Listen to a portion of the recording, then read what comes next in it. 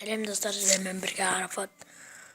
Бүгін біз телефон және компьютер туралы компьютердің шығу тарихы туралы айтатын боламыз. Өздеріңіз білетіндей, телефон мен компьютерде ойын ойнауға, ақпарат алуға, тағы да әртүрлі нәрселер жазуға, істеуге болады.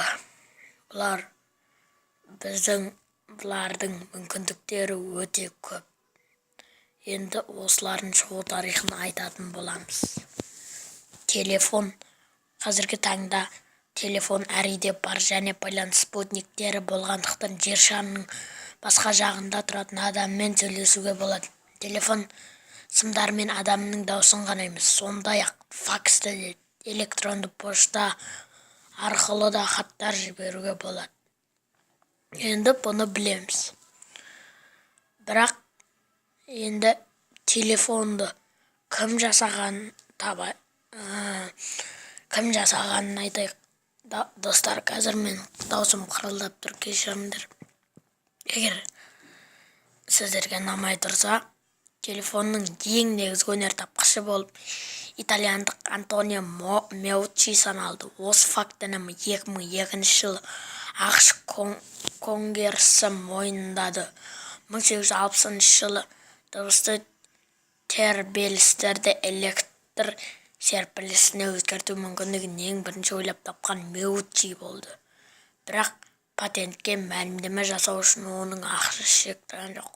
Оқынышты. Меуччи 1889 жылы кедейлікпен қайтыс болды. Замандастары оның байланыс құралдарының төңкеріс жасаған өнертапқысына авторлығын мойындамады. Өкінішті. Ұялы телефон және бейне телефон.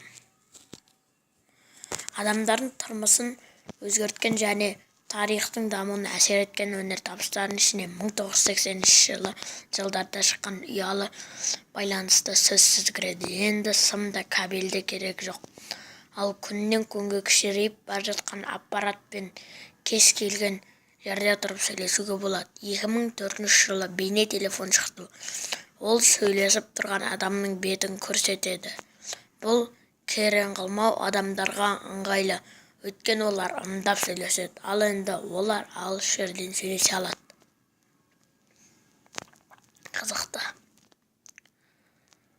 Ал енді компьютердің шығу тарихына көшейік. Ең біріншіден компьютер деп қандай да бір құрылғыны айқындау өте қиын. Адамның көмегінсіз есеп шығаратын бірінші әмбебап машиналар екінші дүниежүзілік соғыс кезінде 1939-1944 жылдарда ақшта зерттеліп дайындалды. Олар 20 цифрден тұратын 2 санды 3 секундта көбейтетін. Сол кезде бұл таңғаларлық нәтиже болды. Салмағы 3000 килограмм тұратын шкаф секілді үлкен алғаш шыққан компьютерлерге қарағанда бұл таңдағы қалталы калькуляторлардың одан да көп функциялары анықталды. Қызық екен, достар. Жедел пошта, электрон пошта немесе емейл компьютерді барлық әлеммен байланыстыратын интернет желісімен бірге пайда болды.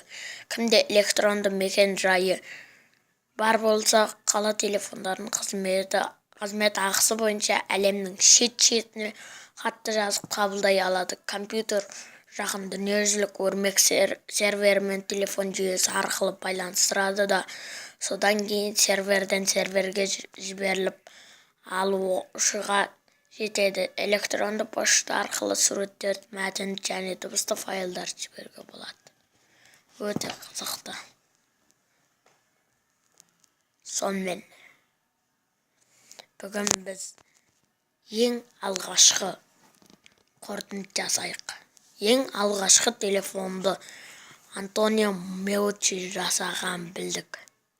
Және салмағы 3 килограмм тұратын компьютерді алып жүруден кішкентай ғана калькуляторды алып жүру ыңғайлы екен білдік. Компьютерінде телефонында көп мүмкіндіктері бар екен білдік. Сонымен достар, осымен біз аяқтаймыз. Каналға жазылып лайк басыңдар. Сау болыңдар.